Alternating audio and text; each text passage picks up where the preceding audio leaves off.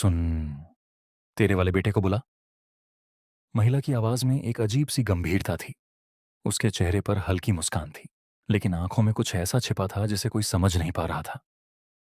बेटा, सुनो, ये खीर आरंभी को दे देना। लड़के ने बिना कुछ पूछे कटोरी उठा ली, लेकिन जैसे ही वह मुड़ा, महिला ने धीमी आवाज में कहा, और जब मैं इशारा करूं तभी उसे देना, उससे पहले नहीं। लड़का हैरान था। लेकिन क्यों? महिला ने सिर्फ मुस्कुरा दिया। जो कहाँ है वही करो। उसी समय हॉल में तेज संगीत बजने लगा। पूरा परिवार एक शादी की सालगिरह का जश्न मना रहा था। हर कोई हंस रहा था, नाच रहा था और तस्वीरें खिंचवा रहा था। किसी को अंदाजा भी नहीं था कि अगले कुछ मिनटों में सब कुछ बदलने वाला है। अचानक रोने की आवाज। सभी की नजरें एक छोटे बच्चे पर गईं जो जोर जोर से रो रहा था। क्या हुआ? किसी ने पूछा, लेकिन किसी के जवाब देने से पहले ही बिजली चली गई। पूरा हॉल अंधेरे में डूब गया। कुछ सेकंड बाद जब लाइट वापस आई तो सभी के चेहरे का रंग उड़ चुका था। आरंभी गायब थी। उसके हाथ में जो खीर की कटोरी होनी चाहिए थी वह जमीन पर गिरी हुई थी। आरंभी। पूरा परिवार उसे ढूंढने लगा। सीसीटीवी कैमरे देखे गए, लेकिन सबसे बड़ा झटका तब लगा जब कैमरे में सिर्फ एक फ्रेम दिखाई दिया। आरंभी खुद अपनी मर्जी से किसी बंद कमरे में जाती हुई दिखाई दी। ये कैसे हो सकता है? सब हैरान थे। उसी समय महिला धीरे धीरे मुस्कुराने लगी। अब शुरू होगा असली खेल। सभी ने उसकी तरफ देखा। तुम्हें पहले से पता था? किसी ने गुस्से में पूछा।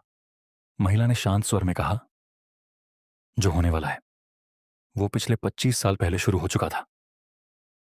पूरे कमरे में सन्नाटा छा गया। 25 साल पहले? महिला ने अपनी अलमारी से एक पुरानी डायरी निकाली। डायरी के पहले पन्ने पर लिखा था, जिस दिन यह डायरी खुलेगी उसी दिन परिवार का सबसे बड़ा राज सामने आएगा। सभी के हाथ कांपने लगे। तभी दरवाजा अपने आप बंद हो गया। एक रिकॉर्डिंग चलने लगी। अगर तुम ये आवाज सुन रहे हो तो इसका मतलब है कि मैं अब इस दुनिया में नहीं हूं। कमरे में मौजूद हर व्यक्ति एक दूसरे को देखने लगा, लेकिन सबसे बड़ा झटका अभी बाकी था। रिकॉर्डिंग में जिस व्यक्ति की आवाज थी वह उसी आदमी की थी जिसकी मौत 20 साल पहले हो चुकी थी।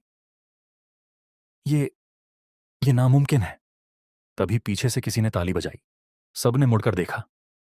आरंभी दरवाजे पर खड़ी थी, लेकिन उसके चेहरे पर वही मासूम मुस्कान नहीं थी। वह बोली, आप लोग मुझे ढूंढ रहे थे। उसकी आवाज पूरी तरह बदल चुकी थी। तुम ठीक हो? उसकी मां कांपते हुए बोली।